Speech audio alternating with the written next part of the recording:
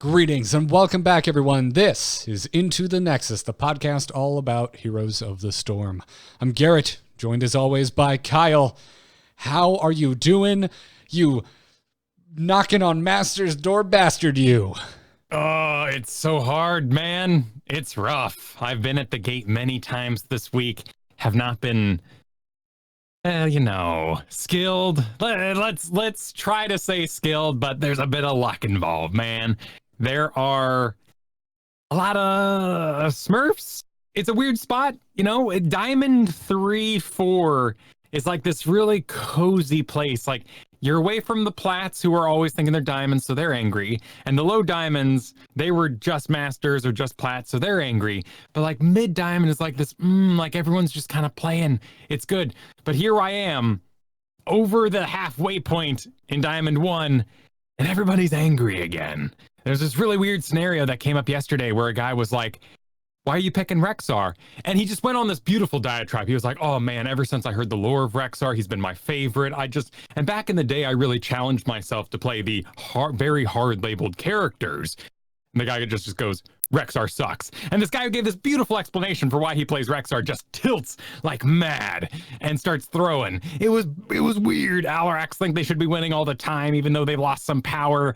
And sometimes you're on that, this is not a promo anymore, but the win would take you to Masters. So you could say, hey, I'm Masters now. And you have to battle Fan Smurf. And Fan is a 10,000 point Grandmaster who is smurfing in low Masters, so he gets faster Qs. And I was even informed that he is soft throwing, which means he's not like playing his mains. He's not like trying really hard. He's not throwing, but you still get beat by a guy who's not trying so hard. And you're like, oh my God, there needs to be like 5 more ranks between me and someone like that.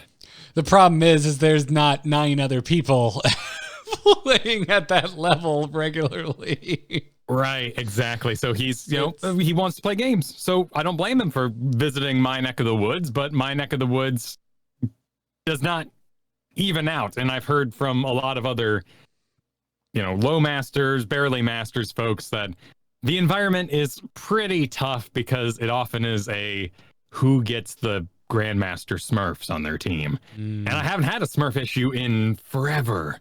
Usually it's been a group issue. Like, I've gotten to Diamond 1 and just all of a sudden fighting 3 stacks, and that's been the barrier. But this time, everything's pretty solo style.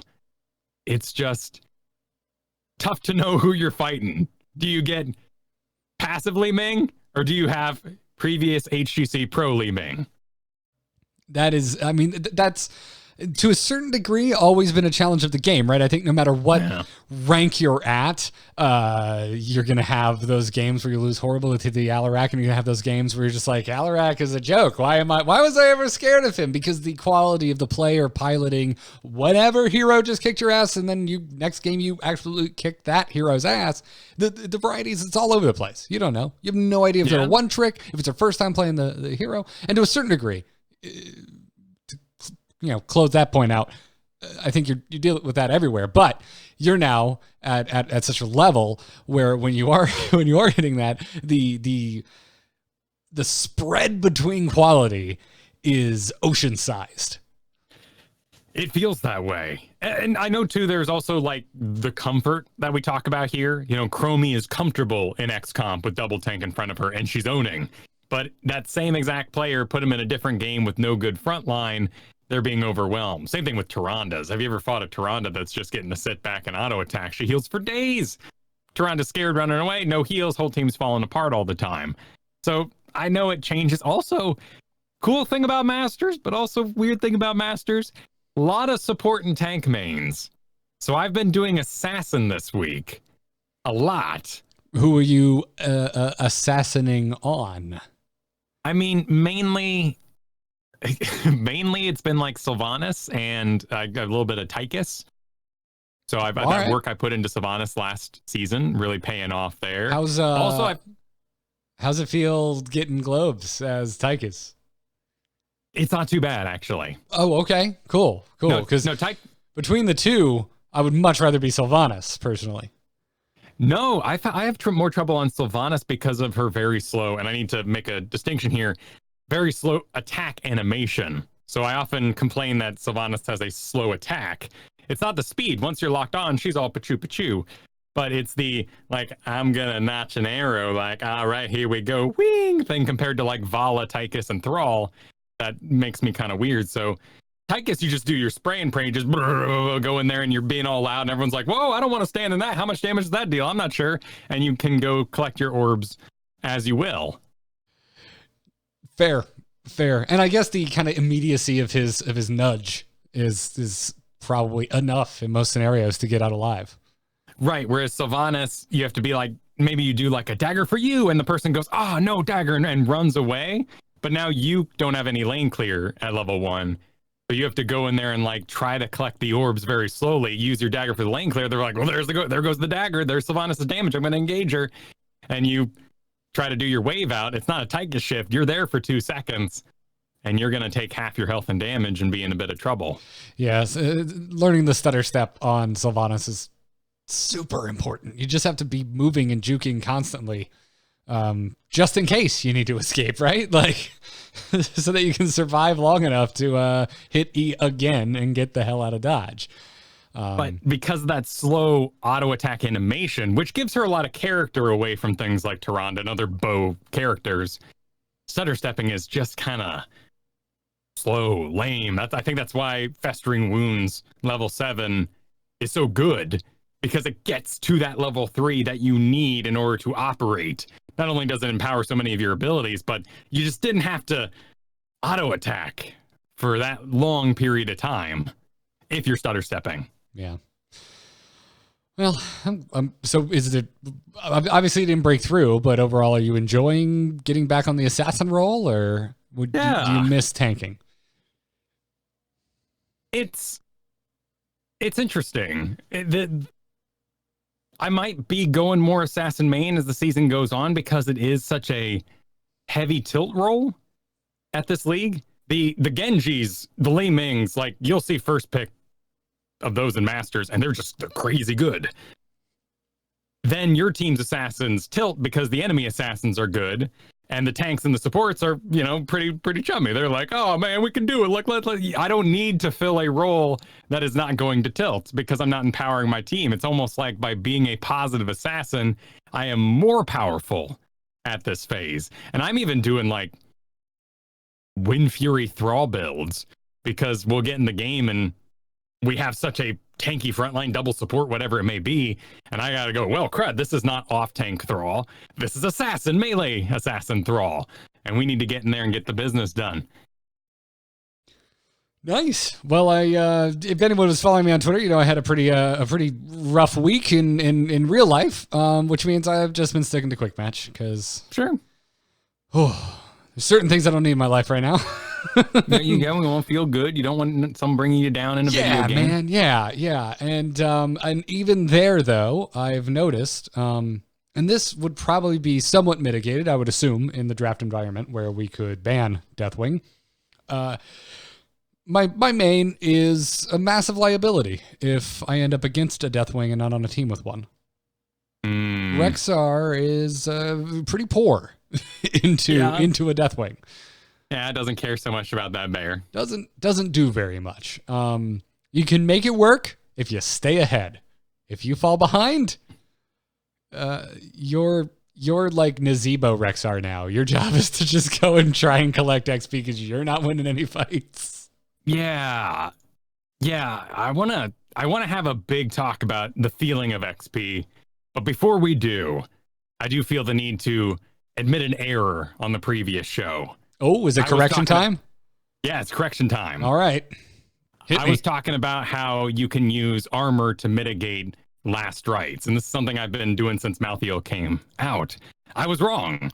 I misread the text. I thought, giant killer damage being a percent based was non-negatable by armor, of course. But last rites, because it dealt a set amount of damage based on missing health, was a huge spell damage spike that you could negate with armor. And this was because I was using a Nubarak to counter Malthael back in the day, mainly because he was doing Tormented Souls at the time, and, he would buzz and get all loud, and you'd be like, cocoon, and ruin his time. Well, then then the meta switched over. He went to Last Rites, and I thought I was so cute because I was wasting my time apparently taking level 1 armor shielding. But it was the shield that caught the Last Rites. That increased my overall health and made it so I didn't die from Last Rites. That's right, because the Nubarak shield, it essentially adds hit points for a certain amount of time, and the shield can be damaged through. Right, and percent-based damage, giant killer damage, never bypass shields, only armor. So you know that's why back when we saw more Leoric, which we're seeing more of right now, I think, because all the Deathwings, and then they're like, oh, I'm playing Leoric anyway, might as well keep manning him. That's why Zarya is such a great counter to Leoric, because Leoric attaches to one guy for an extended period of time. You just throw a shield on them, they're fine, and Zarya is empowered. So I'm less sad that I was wrong about Last Rites for so long. I am way more sad that I was taking a completely useless level 1 talent on my Anubarak when the shielding was actually the thing winning the day. So the times I've seen sweet dodges when I thought the skull meant they'd be dead are all using shielding. Elemental plating on Deathwing. You got your Garrosh shielding talents. And of course, Anubarak shield. All awesome ways to just dodge Malthael entirely. Whereas a heals work too, but the shield is just so solo based. It works so well. Gotcha. Well, darn, man. I can only imagine how many folks made it abundantly clear that that wasn't how it worked. Did you enjoy your Twitter mentions this week? It was okay. It was honestly, people were questioning. They wanted to know where I got this information, and it led me to test in a non-gameplay environment, because the number of times on stream I was like, guys, check this out. Bam, dodge the Last Rites, and everyone in the chat's like, no way, oh my god, that was amazing. We just went off the feeling, not the facts. False positive. I mean, Jagged Pixel in the chat room. I mean, that's a perfect example of a false positive.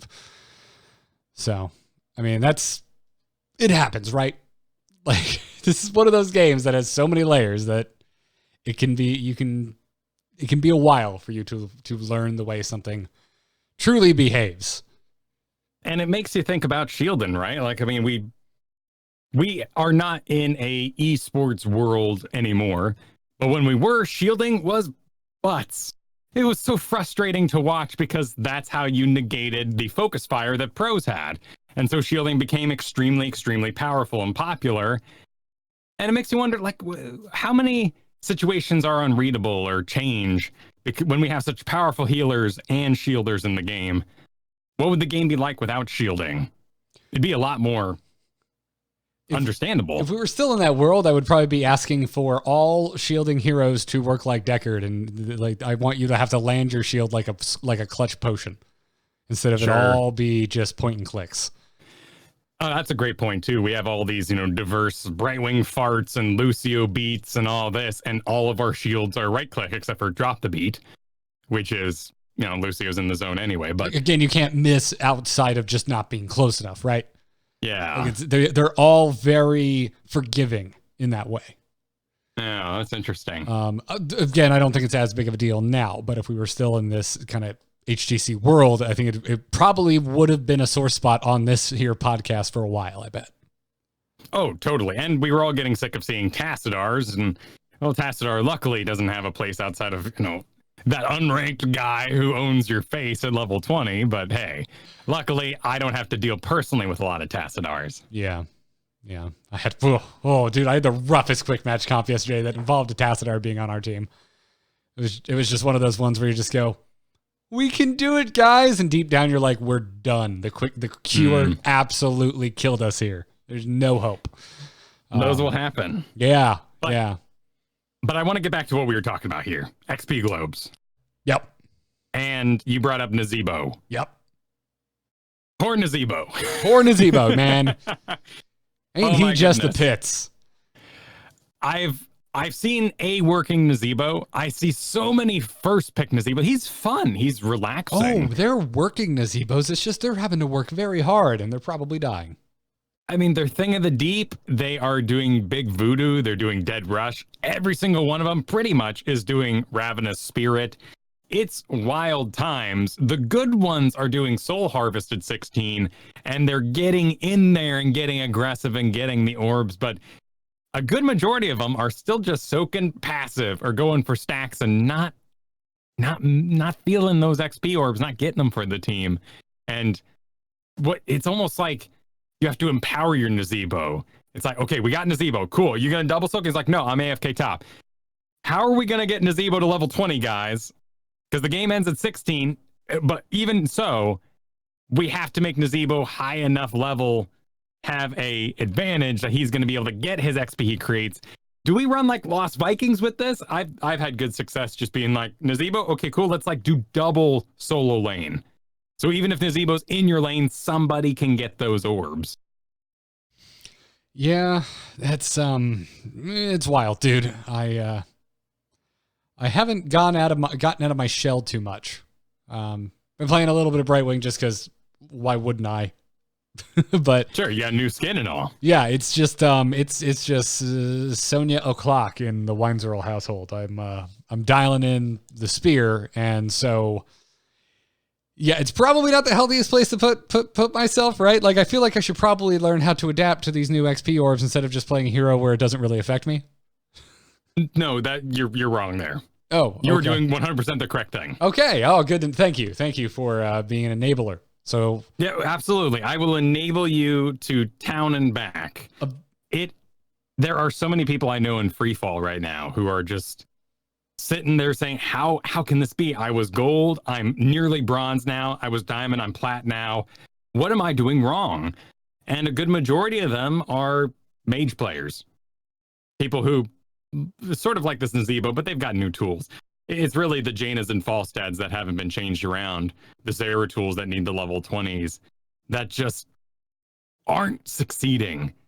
And there are some really silly situations where something as simple as a Valera sitting in the middle of your lane and you go, okay, no problem, Valera. I'm going to freeze the lane. I'll be back here.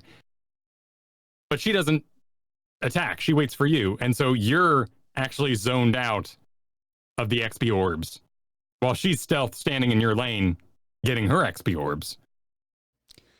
Yeah, we come back to the tower damage, I believe. I think we just keep coming back, or at least I keep coming back to that. Have you had other thoughts about how to deal with this? Because in reality, like I had a Sylvanas game earlier where it just was, as much as I am pretty comfortable escaping as Sylvanas, I think I'm pretty decent at it. You just get those matchups sometimes, right? Sometimes I ended up against I think it was a rather clutch Alarak. So it didn't matter how awesome I was at escaping. This Alarak was gonna make me pay. And so in this non-Sonya game, which is why it sticks out in my mind, I just had to keep the waves close enough to my wall so I could get any XP at all. And yet the Alarak isn't missing out on XP because the tower shot damage it's not enough. There are many complicated ideas about how to solve this. Like if a tower does the last hit, the XP doesn't spawn. There are ideas floating around the community. And luckily with the anomaly system, we know that this is fluid. We are not going to, let's say, increase Nazebo's health to make sure that he can go out and get his orbs. There are a lot of balance changes over the years that could be completely reverted. I mean, look at how we've worn down things like, the big ones being like Abathur, but how we've messed with Artanis, how we've messed with Blaze. That's an interesting thought though, right? Like, how far are they going to take it? Because they've said if it's not successful, they will remove it. But what constitutes a success? Are they going to start morphing all of the heroes in the game around this? And then I would assume they want to try a little, right? Like, I don't think you just put this in, and if it doesn't work, you just get rid of it without trying to adjust certain heroes to make them better for this massive game, sweeping change, right? It's something we really haven't talked about, is how far down the rabbit hole of this anomaly do you go? How far do you take it? And we don't know because we haven't seen a post experience or patch, right? I mean, we're 1 week in. We're not sure. Right. But I until just now, Kyle, I haven't really thought about it. In my mind, I think I just kind of was on autopilot, like, oh yeah, if it really sucks for mages, they'll figure something out. Maybe they'll give them a little bit more health. They'll figure, but maybe they won't. Actually, I'm basing that off of basically really nothing. We're kind of in uncharted territory. Totally. And I mean, would we increase Hanzo's lane clear so he could get those orbs fast and then jump out? Like, he has been nerfed through his lane clear many, many times. We might need that sort of thing back, but I agree we don't need to go balancing the heroes because the anomaly is supposed to be something that we sit on for a while and feel. The feeling I have right now is that they broke their level. They broke their level protection. What do you mean? Their 2018 plan was to make sure that nobody was lingering below 10 for an extended period of time. And we're back to 3-level lead town. And we are certainly back to that level 8 to level 10 feels like a decade. And that uphill battle is extremely rough. And depending on your map, things could be very out of control by the time that hits. You know, we're all talking about how when you're pushing, you're collecting XP orbs because you're already on top of the lane. And then you get the passive XP, and it creates maybe a snowball effect. We talked last week about the mages clearing a lane, not getting to their XP, and that's how you would recover from that instance, by safely poking down the lane and defending. I'm not so concerned about the XP changes right now in terms of orbs and their visualness, their speed. What really struck me this week was just how far we've moved away from the 2018 protections they put in place. So is your biggest issue with the amount of time it takes to go from 8 to 10? When the other team has 10, yes. Gotcha. And that was something that the passive XP really kind of, cleaned up. We still, it's still tough fighting a level down. It's still tough being a talent down. It was weird when it first happened in 2018 because you were winning the match. You had all the lanes open and you were destroying. You had access to the core, but the enemy team was just as powerful as you, and they kept holding off. We eventually, over the course of 2019, the whole year, figured out that you have now built a highway to victory. You now have access to the core when the time comes. Now, a positive I read about here, and we actually got an email about this later, let's go ahead and bring it up now, is that there have been a lot more core fights. Because things are ending earlier at that 16 mark, it's not just invincible level 20s marching in on your core. You can't do anything about it. I've had a lot more core defends, and I've had a lot more good feeling losses, as long as everyone's staying in the game and we are feeling, like defending. Yeah. While we're on the subject, let's bring it up. Hogleg wrote in and said, I've noticed since the XP change, there have been more games ending before level 20, which means more core fights. Previously, when the game was won, a team was wiped, and the winners just rolled in and made quick work of the core. Now it seems like there are crazy fights happening that have huge implications if your team plays well. What do you think are some basic strategies to keep in mind during a pre-20 core fight? And then Hogleg also gave some of their own suggestions of make sure your healer is with you and has mana, make sure your DPS is not taking cannon shots, kill the minions before moving forward. If this is you're on the attack, if you're on the defense, Hogleg said, kill the enemy minions, stay alive, control your damage output, don't panic and let the cannons do the work, and then wants to know what we think about this. The tough part is your lane clear your team fight ability? So flame strike on the enemy catapults has to be done. Do you no longer have any pressure to scare away the people on your core? But I think there is a overemphasis on team fighting, and there isn't a targeting of the important person during a core fight.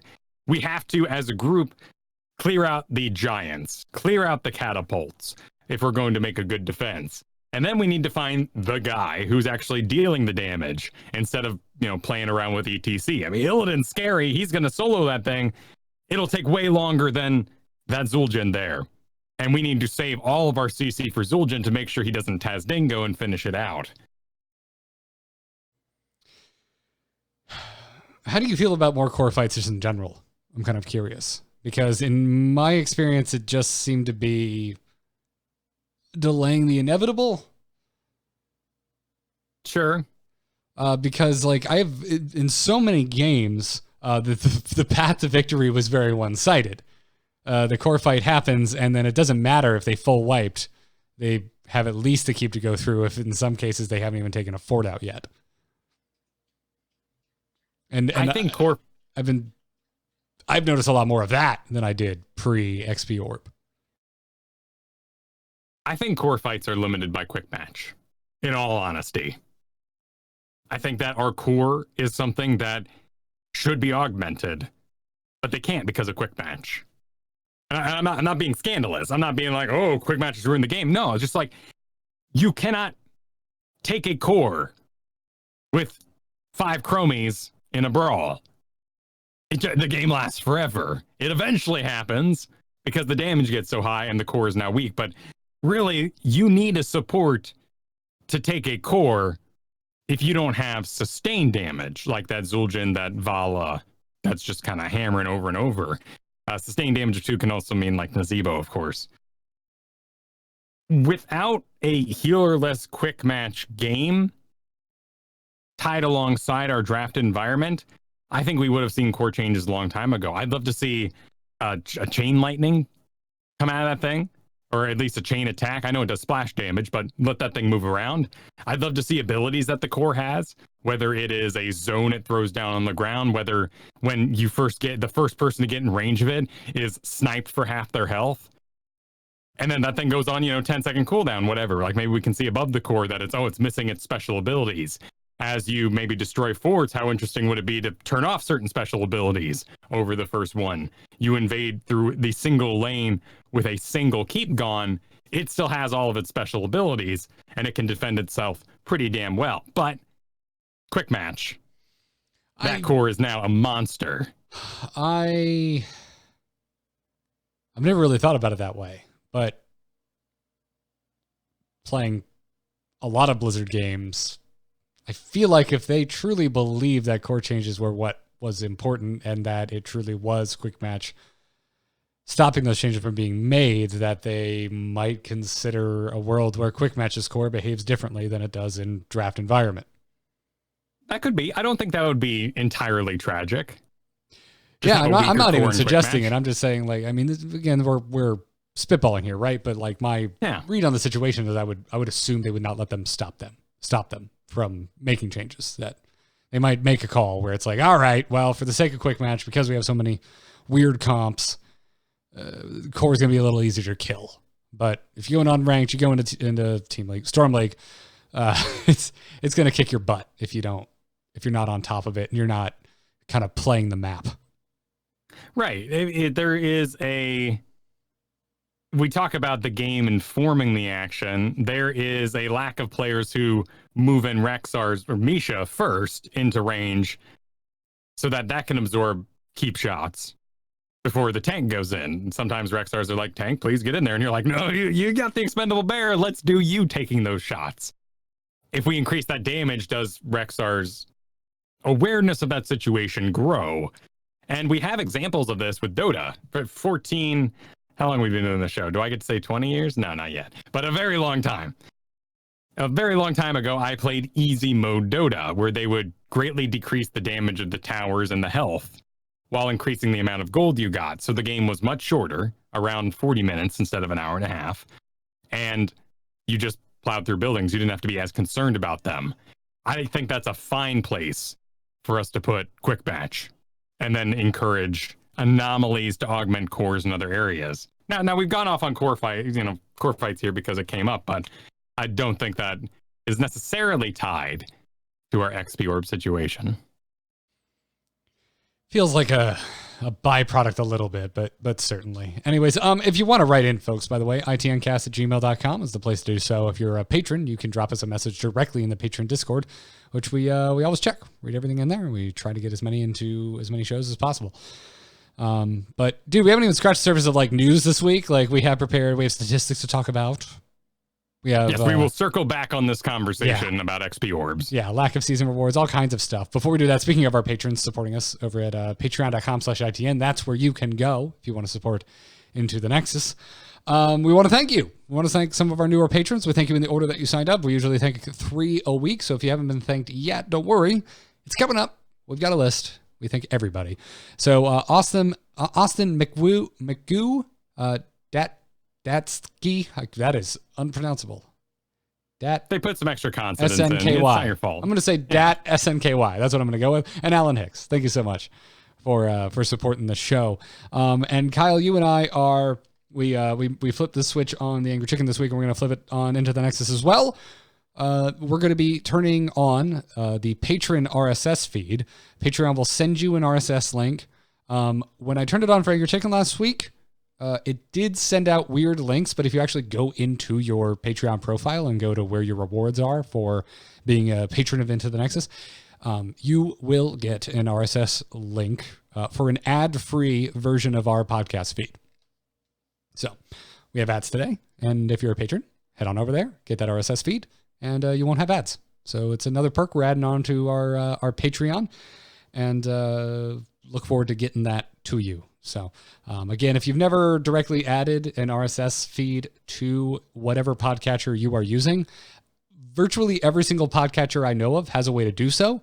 You can always Google it. I'm going to include a link to a Medium article which covers, I think, about 20 podcatchers and how to do it once we make the post after the show goes up on the podcast feed to kind of guide you through how to do that. So enjoy that perk. Thank you for the support, everyone. Check it out at patreon.com/ITN. And now let's get into this week's Heroes of the Storm news. We're on, boys! Ha ha! Let's liven up this place! The moment is upon us. Yes, I'd mana tap that. We have had 1 week of Deathwing, Kyle, and turns out things change pretty quickly with Deathwing when there isn't one on both sides of the team. Which is to say, Deathwing is a very effective and extremely lethal opponent. Yes, he is sitting at a 63% win rate in Storm League, an 80% ban rate. So clearly, people are feeling the sting, and they do not want to feel that sting further. He is at 69% in quick match, and the majority of them have been one-sided. So not one-sided matches. There have only been one Deathwing in my experience. Yeah, even in quick match, I think I only had 2 double Deathwing games this week. So, yeah, and that's when I started feeling like, ooh, Rexar's kind of feeling like butt when Deathwing is only on the opposing team. You just you have a very important team fight stun to give. Outside of that, not so much. Right, exactly. And so, yeah, he's doing very, very well. And also overperforming in certain battlegrounds like Cursed Hollow, where Deathwing appears to just be running away with it. Yeah, 70% there. The lowest map for him is at 59%, and it's the one we all sort of theory crafted about, Towers of Doom. Mm-hmm. But he's got the Skyfall, he's got the reset on his 10 when the towers are destroyed. Seems like it would be his best map, but that is not the case. Even so, 59% is pretty damn impressive. Yeah. Dude, it's like, oh, no, it's his worst map, still healthily above the 50% win rate. Yeah, he's doing okay. I think, too, he just benefits from the XP system. You spend a big old Q breath, everyone runs out of the way of the lane, and you, with your massive health, walk in there, grab them, and walk away. Please use the proper terminology and say waddle. It's a bit of a waddle, yeah. Dragon waddle. It's normal speed, but he's a big boy, and that is decreased. Little bit. We've also got an idea for what heroes are really excelling fighting alongside a Deathwing. These are going to be his best allies, and it's heroes like Kerrigan, Rexar, no surprise there, Chen, Murky, and Sonya. Murky, by the way, also one of the highest win rates against a Deathwing, and I'm not sure why. Well, a lot of it is just your willingness to break position, to go deep against the Deathwing, to circumvent his position and get around back of him. Slime builds have been really popular with Murkies. You basically just sort of overwhelm and stick to him in all the places that he can't aim correctly. And that causes you to take him out in pretty good speed. I've heard of Illidan's doing this as well, but your power spike is so late with Illidan into Deathwing that things can go awry up to that point. Illidan 2 getting zoned out of the XP orbs where Murky is able to run in and get him. I mean, look at his allies, Rexar, Chen, Sonya. These are all heroes that are able to get the XP orbs, though Chen is suffering at the moment. Kerrigan supplying a pretty good CC and pulling people towards her, which is Deathwing's big problem. Yeah, you can just imagine a Kerrigan stun into a Deathwing breath. Right. It's just an excruciating amount of damage. There are some heroes that feel extremely powerful against him as well, like, Fury Varian, but you've got a really big counter to the heavy melee assassins who might try to circumvent you, like that Illidan. And that's your roar. We talked about it last week, how it might feel a little underclass compared to the resets on your burning. Your roar is great at disconnecting people who want to stay connected on you, not so much that you want to connect to them. And you will destroy that Illidan and that Fury Varian very quickly. Which is probably why we're seeing Orphea so high up in the win rates against a Deathwing, right? Because she's going to be, for the most part, out of range of that, and she's going to land all of her abilities on the Deathwing. Exactly. Yeah, your circle abilities are always going to connect for the most part. We see Gazlo here as well, and getting that targeting done with all the turrets, something he can't really deal with multiple targets at once. Cho'Gall is actually one of the highest win rates against him as well. Cho'Gall sporting an extremely high power uppercut talent. This is level 4, 7% giant killer on the Cho side. That's some chunks. Yeah, some serious chunks. So if you're out there drafting right now, Kyle, and you're thinking to yourself, "Wow, they're really gonna let us have the Deathwing," should you just assume a Cho'Gall? Unranked, maybe, right? Okay. Maybe. Right. I think the Murkies will definitely be feeling this. I think Murkies are empowered. I'm seeing a lot more of them in my rank. I think they work well with the XP orbs too, though. So we got kind of a double whammy in that department. Nice. Heatwave ended up being the target of quite a bit of ire on the Heroes of the Storm subreddit this week. A rather long post asking to surmise, is Heatwave broken? And developer AZ Jackson got in to kind of refute it and said, so far it's not outperforming the other talents. I already want to read into that, though, and I'm like, well, from the stats we're seeing, Deathwing is just outperforming. So is it that all the talents are just kind of insane and it doesn't really matter? Like, what is... When we're dealing with a hero that we, working with, albeit incomplete information, see as a runaway success in terms of win rate, how relevant is that information? And from the info we have at the moment, it is not his winningest talent. It is actually at 63%, oh no, compared to 66% of something like Dragon's Ire, which is a little more passive, works with all the builds, where its Heatwave is going to empower your Incinerate. So you're going to be in Destroyer form for that. People also talked about what's the point of the two forms. There are many different sides. If you need the stun, I hang out in World Breaker the whole time. And if I don't need a stun, then I'm in Destroyer. So it's very much based on team comp, not really based on the talents I'm taking. That decision's already been made. Thank you, because I've seen so many opinions about only one form being good. It depends. Believe it. Oh my goodness. Like, we're going to say it again. It depends around here. And you will... But maybe that's the problem, right? Is I feel like we had a game just before the show where I stayed basically the whole time in World Breaker because my stun was awesome in the particular situation and comp we had. I had no reason to really hang out in the other. Yeah, we really just turned an Alarak off because you would lead with the stun on the Alarak, and then I would follow up with a Misha stun. By the way, I was so excited to just finally get in a game with Rexar where I knew I'd have a Deathwing on my side. And it worked. It just worked very well.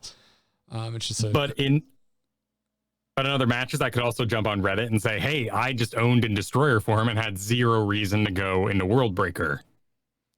So does anything stand out to you as a singular offender in terms of Deathwing's overperformance? honestly, I think there is a psychological aspect to sit back, queue an entire lane away, and then collect your orbs. I think it scared away the opponent out of lane. You have massive health, and he's just really gelling with the environment they made for him with doing both these patches at the same time. In a different world where he could collect XP at range, what does that Deathwing play like? Is he freezing the lane? Is he hanging back more? Is he more reserved? Is the surprise of a dragon showing up suddenly all that's keeping his win rate high? I do agree with Blizz AZ Jackson here that we do need to give it a little bit of time. Yes, yeah. I mean, much like the XP orbs themselves. I mean, the breath from a Deathwing. I keep forgetting the actual name. Molten Flame is so exceptionally positional, right? Yeah. Like, I very much enjoy what I've been calling snowspeeder tactics. It's like you just bust out the Hoth strategy, okay? Just don't be in front of him. Go around him. Run literal circles around the Deathwing. And I think the more we learn to do that, and the more we start seeing a Molten Flame being cast as an opportunity and not a threat, the better it's all going to get for all of us. And also, just for the love of God, stop taking fights and chokes. Why are we fighting Deathwing and choke? Unless we're all as a unit diving past the Deathwing, we're signing ourselves up for some serious hurt. We've also learned these lessons through things like Diablo to an extent, but that can turn. It feels more like Phoenix Laser for his 10. We have all learned with Orphea, it's better to zone control and stop an escape path like that choke rather than to aim at the hero with a windup like this. And Deathwings are firing superior breaths than they would if this hero had come out 2 years ago. Fair. Very fair. What do you think about the roar? Because we were down on it last week, and now suddenly it's like it seems to be filling a key piece. Like it seems to be fixing a key weakness for Deathwing, which is getting people off of you. And those weaknesses are now covered by a level 10, which you get because you manage XP pretty well because you get your orbs, meaning you have your 10 earlier than the enemy team, and the snowball might happen from there.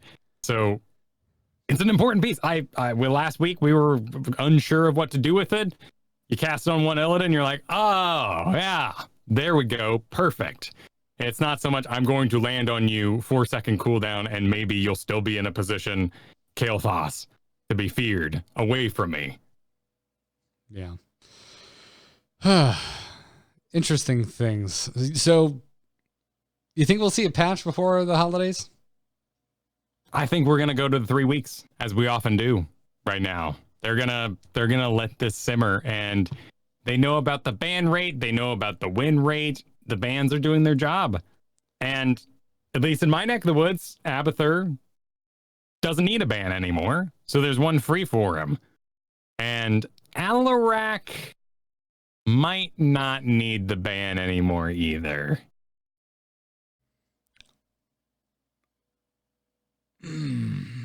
What about the one tricks? What about the one It's tricks? like Genji, dude. Like, yeah, Alarak's win rate is low, but so is Genji's, and there's still those one tricks that are just going to make your life miserable. Yeah, and Magic wrote in and asked us, do we need to worry about him now that his win rate has fallen, given the recent update? And he's kind of in a Genji spot in my mind, man. It's just like, unless their comp, as the enemy team is drafting, and I'm noticing something very obvious that, and I know I can take a piece out of it, Genji is still a little bit in the back of my mind sometimes. Yeah. It's just like, well, what if I don't know what they're drafting? I don't know. I don't really want to risk a one-trick Genji just mucking up the works.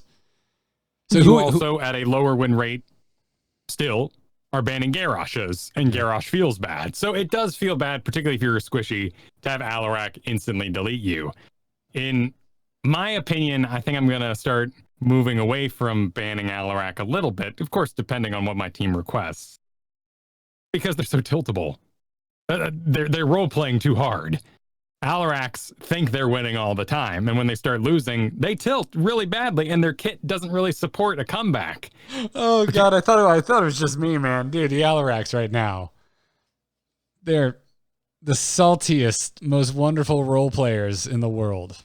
Well, and it makes sense. They got Ruthless Momentum nerfed. If you are above 80% health, your cooldowns are 75% faster for telekinesis, your main bread and butter engagement that you're going to use to do all your damage on the other side with your Discord Strike. So if everything is peachy and perfect, nobody's touching you, you're deleting the enemy. But one living bomb gets spread to you, you just lost 75% rechargeability. You just lost tons of power because my team can't keep it together. It works so well with the character, but it's a huge weakness that he has right now. And you're going from a 49% win rate picking that talent down to a 46 doing anything else. Jeez. Heck, you break that talent, you are going from overall the build with the telekinesis in tow, 54% win rate down to 47% win rate. By ignoring the fact that that talent exists. All right, you're convincing me. I'll tell you this right now. I would rather fight an Alarak than a Deathwing. That's true. In most cases. And also, we get into the tilt conversation. I feel like Deathwing kind of makes the team tilt right now. And even though I am super confident on a Sonya going into a Deathwing, I do not expect the other 4 people in my draft to have that much faith in me. And I can go, guys, we got this. I'm just going to giant slam it a Deathwing to death. I just need a little bit of backup. Do you have no reason to believe me? I wish they did. But it's... And I don't know. I'm a little uncomfortable having this conversation because now we're kind of talking about the banning for the greater good or banning just to kind of increase your overall percentage chances of winning a game. But it's kind of the world we're at right now. Well, let's throw another piece into this puzzle pie and say that when Deathwing gets first picked, the draft goes weird. And what normally happens is the enemy team against the Deathwing overdrafts giant killers and leaves them extremely open to a lack of CC. The majority of teams against the Deathwing that I've seen have maybe 1 stun, and maybe that's on a Johanna. Like, that's not going to control the rest of the team, which is now your priority. We are all going to over-target Deathwing. He is now effectively a second tank with solid damage as the game goes on. You need to circumvent that Deathwing and be able to CC the guys that you have to grab because Deathwing's going to be in the middle of it all. Like, not only you might even need more CC to make sure Deathwing doesn't ruin your plan with his massive size at accessing that back line. And of course, we're all doing it. Like, no matter what your league is, Deathwing comes out of the shadows and like, and you just go, oh no, stun. Ah, whoops. Okay, that's on cooldown now. Who knows what happens in that next 12 seconds? Yeah, again, just play Sonya, and you don't really have your spear has a little tiny stun on. It's not that big. You just need to be on the Deathwing. It's fine, dude. It's fine. You need to go play ranked right now because you're not right now. You know, once things have calmed down in your life and mentally, be a happy person first. But I get it. Thank you. That resolve. but no, seriously, like your Sonya talk, your kit, your roster is matching what people are succeeding with right now, and you don't have the pitfalls that so many of these other players have. And I'm lucky enough with Thrall and that work I put into Sylvanas and Tychus, frankly, that has allowed me to transform during this time as well. Good to know. Well, we're clearly gonna still have things to talk about. We're not gonna blow through every edge case scenario about Deathwing right at this moment, but expect a lot more Deathwing talk over the course of the next few weeks. And if we're going 3 weeks out from Deathwing before a patch, Kyle, that means we're just basically going until 2020 because if it's 3 weeks out from Deathwing actually hitting the game, we are basically at Christmas. Yeah, maybe we'll do like a Friday the 20th kind of thing. We'll see. That could happen. Let us know if that's going to happen, devs. Well, we will accommodate, but we need to know. I'm honestly kind of okay in either direction because if they make us wait, it forces us to really do our best to try and learn how to counterplay Deathwing. Totally. And I'm not instantly like grossed out about that, because there's other heroes. I want to get back on Tychus, for example, really bad. I want to figure that out. So like me as a player, there are things I want to work on, and the idea of actually having kind of a nice breath of time to work on that's fine. But I also would not be mad if we got a patch. Right. And as I said, right now, there are bans aplenty available to take care of Deathwing. I know in other leagues where you fear Kael'thas variants nonstop, those may not come up and Deathwing is owning your games. Are you first pick? Grab the Deathwing. Right. Are you not? Ban the Deathwing. Who knows what's happening in other parts of the world where those heroes... Li Ming was still one of the highest ban rate heroes. I'm going to blame that one on Smurfs, because I can't imagine a world where Li Mings get anything done if they're not Smurfs. Yeah, maybe. I don't know, right? What are you doing, man? I'm terrified of having a Grandmaster Li Ming in my game. Yeah, I don't know. It could happen. But anyways, before we get into lack of season rewards, I do want to take a break, Kyle, and I want to thank our sponsors today, Bombas. They make some of the most comfortable socks you have ever put on your feet, Kyle. Oh, nice whisper effect. You put them on and you're just like, oh. And for a little example, if you don't live in Florida, folks, we basically live every day of our lives in sandals. It's unfortunate if we work in an office environment where that is frowned upon. That's just our state's uniform is wearing sandals. So when we have to wear shoes, we don't like it. But I put on my Bomba socks, Kyle, and I was just like, I'm excited for shoes. These are so comfortable. They're so stylish. And they have so many different like cuts to choose from, so many different kinds of styles to choose from. This isn't something I'm particularly worried about, but they have merino wool socks. It's extremely soft, comfortable, and warm wool. Like here, you could like drive to essentially like a tundra mountain right now if you really wanted to, since your move. You're used to the cold. I bet you would enjoy some wool socks.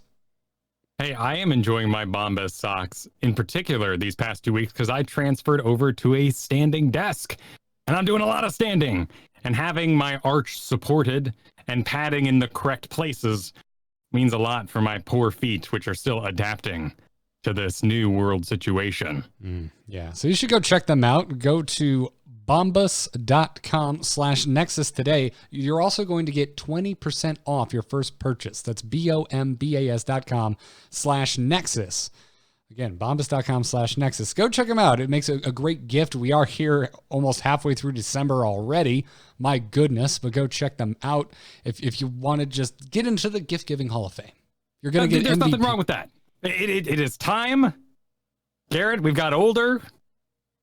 Socks are a pretty damn good gift, I gotta say. Well, they are if they're Bombas. I don't want like just some plain ass white socks with like no support and they're made out of like just some base ass cotton. I don't want that. Nobody wants that. You won't be wowed by that sack. Yeah, so go check them out. Get your 20% off over at bombas.com/Nexus today. Let them know we sent you. You'll support Into the Nexus in the process, and you're going to give some great gifts. And if you're getting them for yourself, well, congratulations. You just got some super, super comfortable socks. So we thank them for the support, and we thank you for going to bombas.com/Nexus.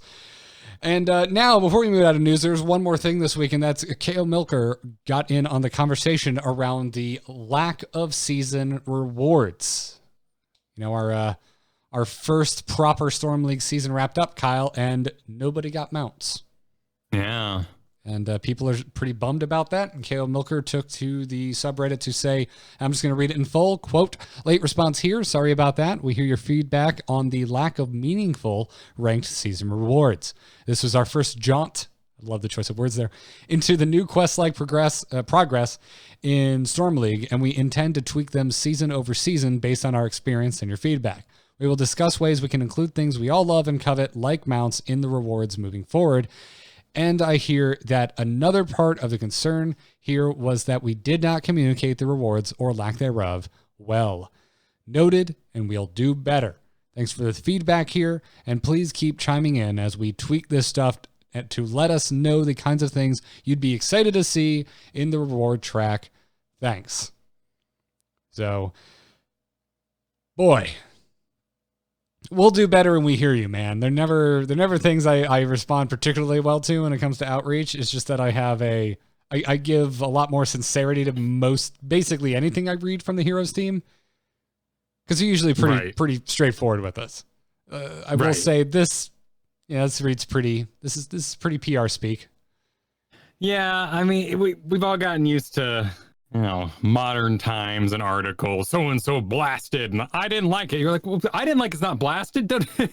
You can't post this, but they do. So we get worn out of words like these, and it is a bit tiresome. But hey, it's a real post from KO Milker. We've learned to know the guy, his personality.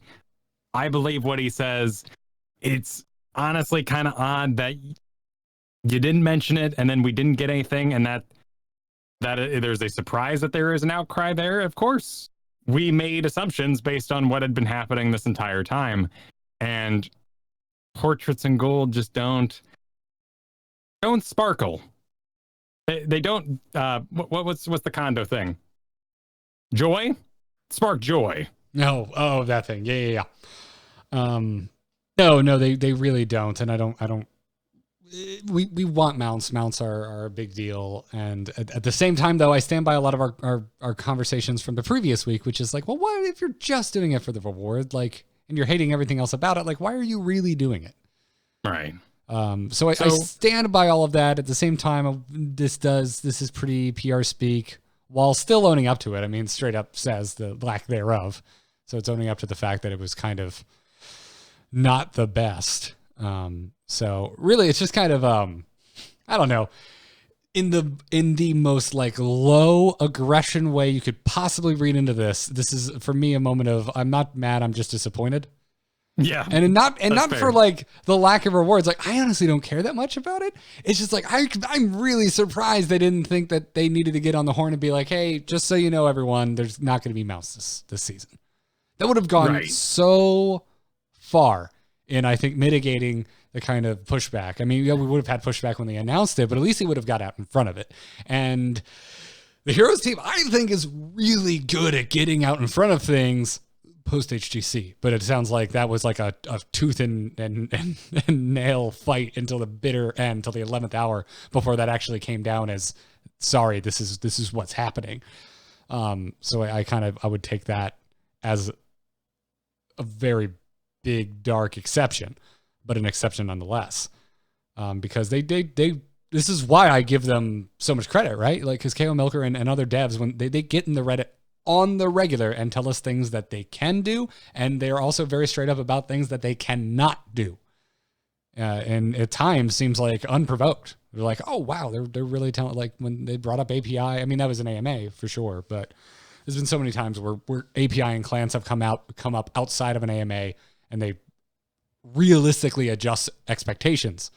So even though those are things I would very much like, I've always respected the honesty, especially after the HGC cancellation and after the team was downsized.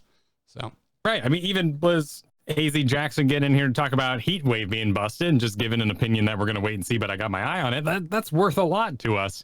What I am curious about is, can we get other things? And I would love to know what ability I have, what limitations on my imagination I should take. Because right now, we've heard that doing things in game is the easy part. Clearly, Tassadar's taking a long time because there's new animations. And that takes a long time. But if we were rebalancing him, that can be quick. So when I think of rewards, I want to know, KO Milker, where I can think of them. Because I've got some ideas. I don't think that hiding mounts, a collector's item, behind rank is healthy. As we saw a lot of people say, I played this for a mount, now I'm not going to play anymore. Where's my reward? There's an issue there. What kind of rewards can we give that are only for the ranked environment? Diablo has a bunch of like circles around your face. I that find you that get for playing in seasons. Yeah, I find that very, very a fascinating concept because it's something that during the Ben Brode era of Hearthstone, the Brode talked about a lot because people were like, well, why don't you give more things away, yada, yada, yada. And he said that a big part of what he sees as the balancing act of a game is unintentionally introducing the feeling of a requirement to playing the game a certain way or playing a certain part of the game because the rewards are too good or too coveted. And I don't think it's the natural place a lot of our brains go. And it makes sense. It's not where my brain goes, but you have to admit, like clearly, I think that's exactly what putting the mount behind Storm League, or not behind Storm League in this case, but past Team League and Hero League experiences. That's exactly what it did because people do want mounts. I want a Raptor mount. Who the hell doesn't want a Raptor mount? It's amazing. Yeah, it's cool as hell. So I think that's a really good place to start thinking about this as a community. Is ask ourselves, well, do we really want mounts locked behind that? Let put the mounts in the the season spanning events, the game events, to where you can play the game so many different ways and you can still get the reward. That's a way that's like just rewards you for playing Heroes of the Storm for the most part, right? You do get specific quests like, oh, I got to do healing. I don't like healing. At a certain point, you got to get out of your comfort zone a little bit. And I don't think that's too much to ask, but I think it is reasonable to have a conversation about not having mounts as one of the rewards, but maybe something a little more enticing than a portrait. Yeah. Mastery rings would have been an interesting thing to give away. Like, you'll get a mastery ring for your most wins hero in a given season. What if it's a custom mastery ring with like a season and like an S number, like what season it was? Something of that nature. Could be interesting. Yeah. I mean, I like where your head's at. We got gold. If they can kind of give us an indication of what they're thinking of and kind of what is possible, maybe we as a community can give more realistic suggestions. Right. And what I think the majority of people want is a way to show what rank they were in a previous season. When we had 10 placement matches, that felt more powerful. Now that we are down to 3, you can power through that in one single sitting very easily without being a streamer or anything crazy. Now you're back to the rank that you were usually, unless you were really having some, because the MMR is the rank. And so you should have felt your rank going down when it placed you lower instead of, what happened in previous seasons, which is you got really lucky at those demotions, but your MMR was plummeting and now you're in a completely different league. That mount that you previously had now feels good in that other league. If you're staying where you are, all the master mounts in the world, everyone has them. So what can we do to have that feeling? And my first thought is give me something in the draft. Let me change the look of my circle. Let me change the text of my player name. Like, what can I do in there to make my draft experience more unique, decorated in a style? But I know from previous talks that the draft seems to be something that is really, really difficult to mess with. Visually, it has changed very little over the course of this game's life because of the difficulty. And frankly, I think more people would be enticed by something that happened that is visible in an actual game of Heroes of the Storm. I'm not saying it has to be a mount, but that's why my brain goes to a mastery ring. I'm not saying that's what should be it. It's just something new they added, and so my brain's kind of thinking about ways you could manipulate that. But a border around the top part character. That'd be cool. Okay. All right. Sure. I mean, Overwatch has pretty cool animated sprays. Yeah. Sprays would be okay. Seasonal taunts. Ooh, a season. I mean, that's a lot of animation, but what if we did like a universal, a diamond appears above your head and explodes when the game starts? I was thinking. Exactly what I was thinking. Like put the symbol of whatever rank you were in the middle of the taunt, and then maybe again an S and a number for what season it was. I mean, I would still love to have more banner opportunities when a fort gets destroyed. We did it together. I just ignore it. I would still love to see the banners lining the core or surrounding it, having some sort of celebration associated with your team coming together. Okay. Yeah. I like that. So banners, because if you increase the if you increase the importance of a banner, you increase the chance that I'm going to use it and see it more often, and then it's a good reward. I do very much like banners. So let us know, please, Heroes team. We want to help, but Indeed. we need your limitations. Yeah. Well, we'll be keeping eyes out, obviously, for any word about that. But shall we move into strategy and dig deeper into XP Orbs? Let's do so. Choose a talent. Choose a talent. Talent? Ah, that seems generous. I have a PhD in PvP. Yes, you do, Nazebo. So, Kyle, today you really wanted to talk about XP Orbs, specifically the winners and the losers. Who's doing very well in light of the changes of what's happening with XP and how we gather it, and who is struggling quite a bit in some cases. And sadly, a beautiful through line it does not make. We do not have a perfect picture of why certain heroes feel worse. The top isn't full of bruisers and tanks soaking up all the XP. But this is the changing hero, so we're not going to talk about Deathwing because, well, he didn't change. He's always been the win rate he has since he showed up. The big winner right now, on top of everything, is Whitemane, who is not really collecting orbs and is not exactly matching the orb meta. The big shift seems to be in subjugation. Subjugation at level 13 has taken over as the best pick in the minds of Whitemane players, lashing out into things like harsh discipline, which allowed you to do that route, is out of style. Now, shared punishment at 16 allows you to chain together two enemies with your Inquisition and decrease both of their damages by 50%, a double shrink ray. And shrink ray is good. There are a few heroes with it left, and reducing a right-click hero's damage by 50% is pretty darn effective. Do you think this has anything to do with orbs, or do you think it just has to do with, like, Deathwing? It could be, it could be, but here, I think it's just Whitemanes have had a huge elevation in their play style because they all found their place. And it's with the Inquisition buffs that have been happening, the Inquisition build is coming together. Okay. Very interesting, but has not much bearing on orbs. Just happens to be the right place, right time, it feels like. Right, that's probably the biggest outlier, and that's just the Whitemanes figuring it out. The real ones we're thinking about here is like Probius. Probius has so much power to stop you from going into certain areas to not coming out of your gate, and clears extremely fast. Probius is a force. And even if for some reason he's not putting things down, he can zip around very quickly. Yeah, right? He's pretty decent at the orb collection. He did that the mineral collection thing if he wanted to anyway. So it's a play style that probes at the very least have tried, and they're really good at it. Nice. Obviously, Sonya has made the list very high up here. Mm-hmm. Yep, Sonya. Great. The whirlwind change, man. Like, God, I'm leaving most whirlwinds at damn near full health.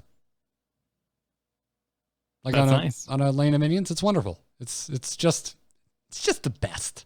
It's just it could just be too that enough people are sort of crowding in to get XP orbs that you're hitting more heroes. That too. that is also happening. That is also happening. Not seeing as many people trying to like hide under the busyness of a Deathwing anymore, but that was also happening and just being nice. Yeah. Now we also have Genji, which is an interesting one. He hasn't, catapulted to extremes. He's still at 44% win rate, but he is benefiting from the environment. Well, the interesting thing is it is now more important to be able to collect XP orbs than it is to really clear a wave. Because if you clear the wave and you can't get the orbs, what good is it? That is a profound statement, my man. Well done. Like, no, Genji makes all the sense in the world to me, because I'm like, yeah, he's shit at clearing waves, but you know what he can guaranteed do? Get the orbs when they appear. Well, an agile dismount has not a popularity spike. The popularity is still on the Swift Wind E build, but agile dismount has the highest win rate, which is what allows you to jump so far when mounted. If there's XP orbs out there, who better to get them than big ol' Leap Genji, deflect, collect the orbs, and dash out? Exactly. Mephisto makes sense. He can teleport, get his orbs. Get teleport in, get the orbs. Your teleport runs out of time. Boop, you're back somewhere safe. Unless, Same. that Valera knows where you popped out from. Samuro has been slowly regaining some of his power ever since, 2018. It's just not a lot of Sammy players out there, but with the tower changes and Sammy being in the area, he is doing all right. He's got XP collection available to him, illusions and all that sort of thing, and he's doing okay. Sammy one tricks have always scared me, and they really scare me now. They shouldn't scare you too much. They're great to stack on. Find a quest hero. Well, okay, fair. Yeah. Yes. It's also great for a whirlwind. But just the value that a Samuro can pull off over the course of a game concerns me. No, you need to be thinking in a punishing Sammy way, not a control Sammy way. Like, you have Johanna and they pick Sammy. That's not a win.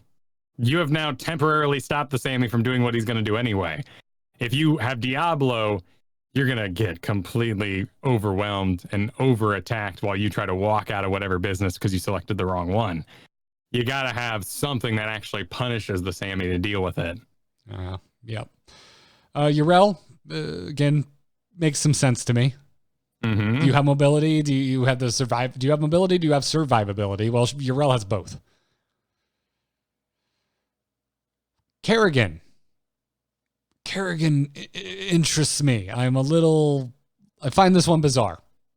We talked about Kerrigan alongside Deathwing. I could be padding her up here. She does have her jumps to clear a lane in a good amount of speed while being on top of it.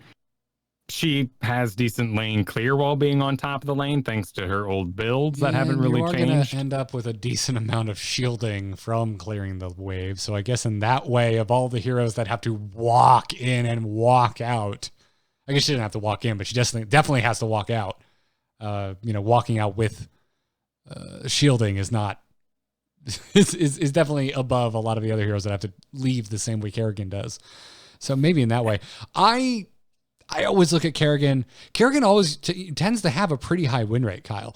And I always tend to look at her rising. And I feel like, and it's been a while and I have no numbers in front of me, but we always seem to see a rise when there's a surge in players, whether they're returning players, new players, whatever, because there are a few heroes out there that can punish poor positioning more consistently than Kerrigan. Alarak is up there, but I'd rather do it on Kerrigan. And we're talking about, 1.5% changes here at this point in the list. And which is what makes the next character, Dahaka, interesting. Dahaka swarming on top of the team has only gone up about 2% as of today. So he's going up. People are realizing the power of Dahaka. He seems to be benefiting from XP orbs.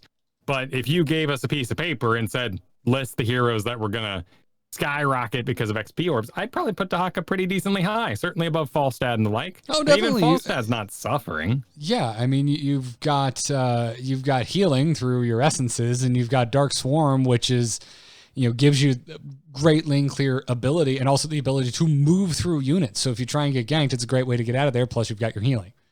Yeah. So while he doesn't have mobility in a traditional sense, unless you dip into toe in a bush, when you do have it, just with Dark Swarm, the ability to phase through a body block can be the difference between living and dying.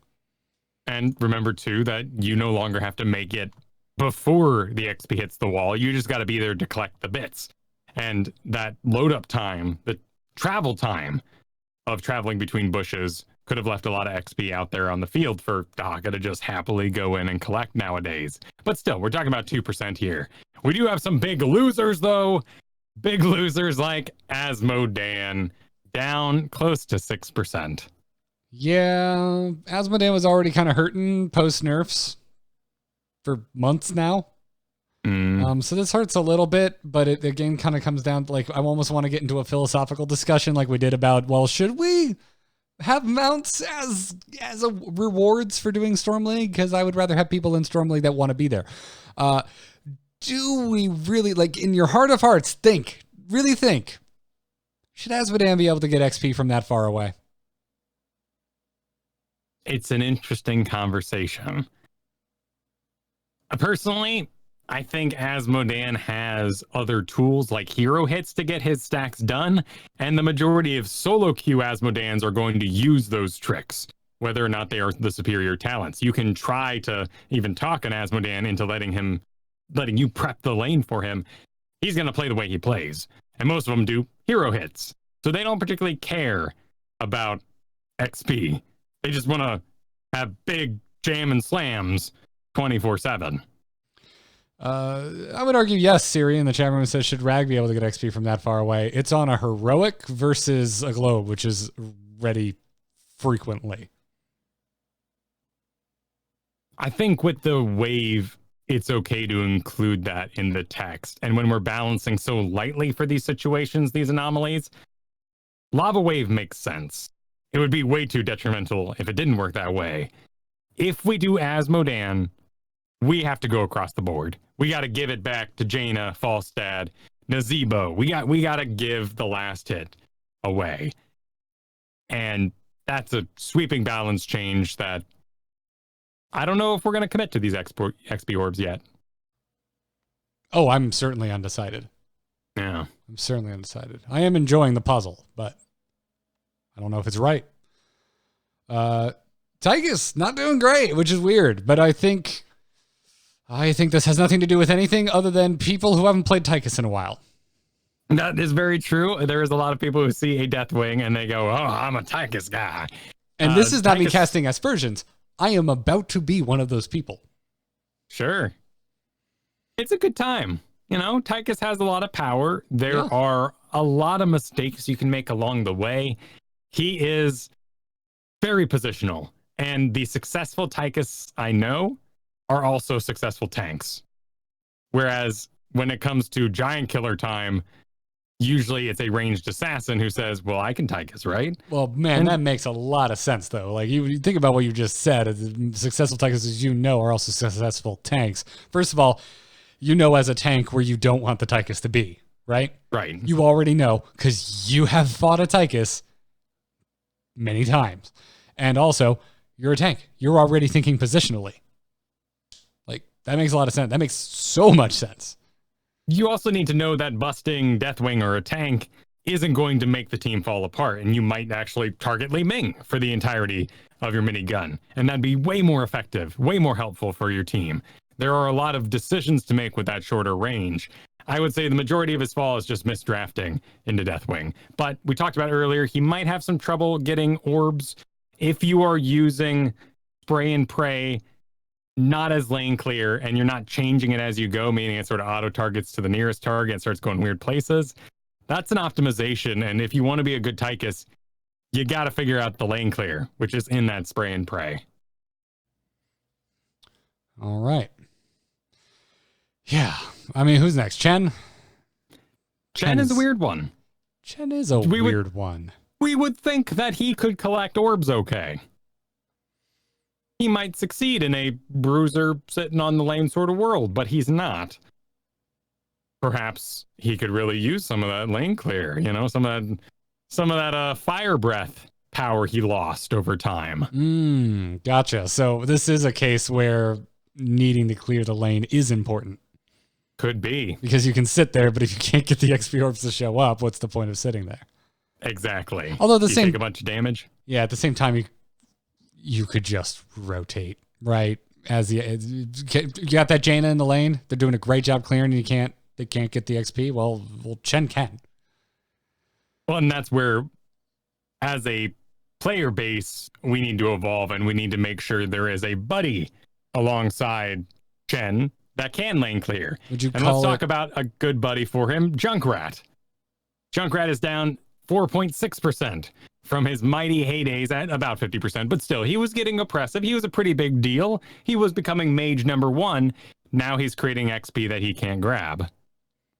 Makes sense. I mean, he was on the climb more so than any other mage, and suddenly you take away his ability to just get XP from dealing damage and killing things, and he's going to suffer, right? Yeah, you give him a couple pokes too many and he's out. It takes a while to load up that bomb, ride it out. Unpredictable in many leagues to where he's going to go or land. And you might disperse the XP into all sorts of weird areas too, and not be able to make the giant circle you've created to collect it all. Yeah. Particularly strange game with a Junkrat on my team yesterday. It was very much what you were talking about. Difficult in all those ways. Deckard. Why? This could be white mane just kind of eating the lunch of supports. Gotcha. It could be that Deckard doesn't have lane clear and, Deckards. I've seen, this is completely anecdotal, but I have seen a lot of Deckards be like, nobody's clearing this lane. Fine, I'll do it. And they go out there with their stick and they just start. Yep. Yeah. Again, I look at this and go, this is more Deathwing than XP Orbs, I think. Probably. It's like, what is his CC doing against a giant dragon? Nothing is the answer to that question. But like, boy, you kidding me right now, man? I would love some Deckard or potions just hanging out where I'm sticking my butt out on the line to get some XP orbs. That sounds wonderful. Sure. Yeah. Please don't give up on Deckard. I love having Deckard on my team. Love it. Another oddball one here. Greymane. Greymane is down close to 3%. This is strange. Cursed bullet. Maybe it's hard to aim. Maybe too many Greymanes were barking and now trying to do missing cursed bullets. So they're losing a ton of their kill potential. If they are, I think they should be going for. I think they should go back to barking. Yeah. Go back to ignore the Deathwing, bark on the rest. Kill the Deathwing last. Yeah. Like just avoid the Deathwing. Because you're Greymane. And if you're in a situation where you can't, at least you can like continually plink. Like you ever have Kyle? You ever have any trouble getting your cocktails to explode? Not normally. No. It was rhetorical, but you don't now because Deathwing's in the game. I mean, also cocktail has been kind of disappointing for a long while. I mostly use it for poke behind walls. Well, yes, but yes, I feel you. I feel you. It could just be the fact that he needs to jump in to get the orbs. People aren't timing it early enough. You should get in there rather early in your Worgen form so you have the roll to get away when an enemy shows up. That can be a bit of a balancing act that players might not be used to. There could just be a lot of autopilot Greymanes just pachu in that lane and not getting orbs. It's happened. I see it a lot in quick match. Some people haven't wised up. Makes sense. Wizened up, even, you could say, with Greymane. Wizened up. Yeah, it's interesting. So, yeah, Chen. Altogether, Chen is probably the biggest head scratcher for me. Chen and Greymane, frankly. But you're not wrong. I guess you would have to kind of change up your lane play as Greymane, right? You'd have to stay in wolf form more often so that your roll out was ready when the time came versus having it ready to roll in to try and get your sweet kills off. Yeah, and it's not, these numbers are going to a max of near 6%. This morning, Tychus overtaking Asmodan as opposed to last night. There are lots of heroes that are losing 3%, 2%.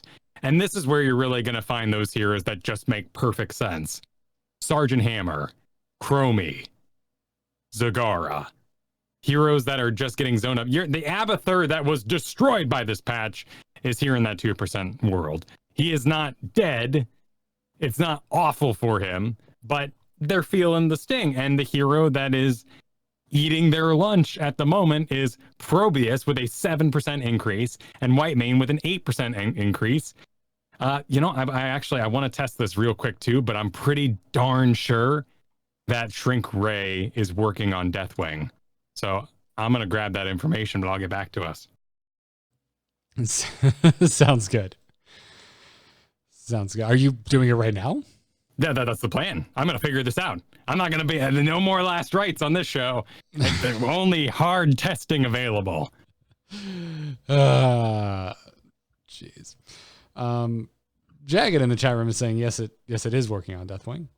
I've seen blinds work too, so there are some counters that we can have that are available, and those sort of things can run away. I am still learning things about Deathwing and what does and does not work with them. Fibble just brought up the fact that you cannot hat a Deathwing as Ariel is rather rough, and oh man, yeah, dude, can you imagine being the Oriole?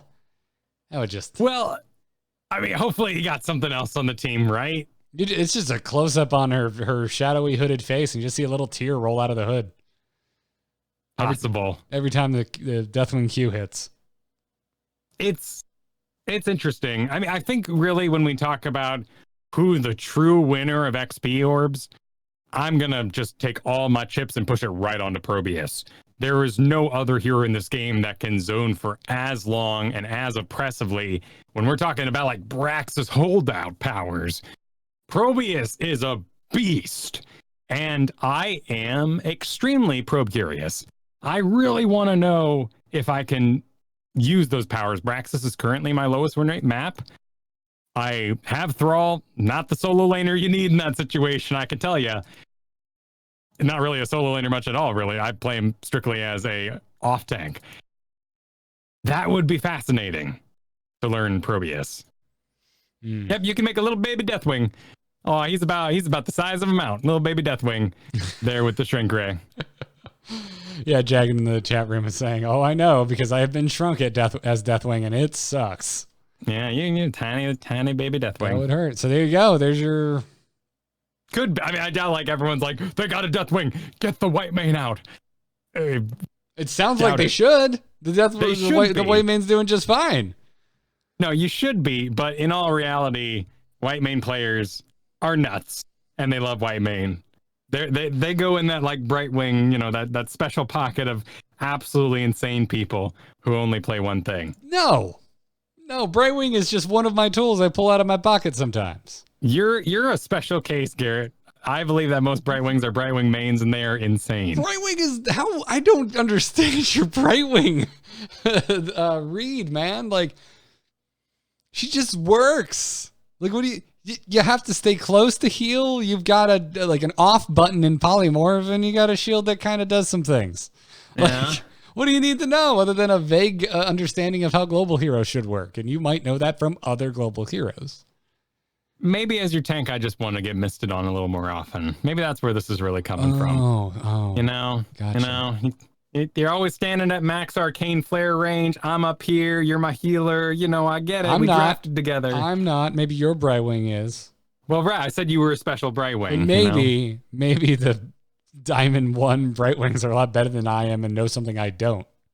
And that's why they're at max range all the time.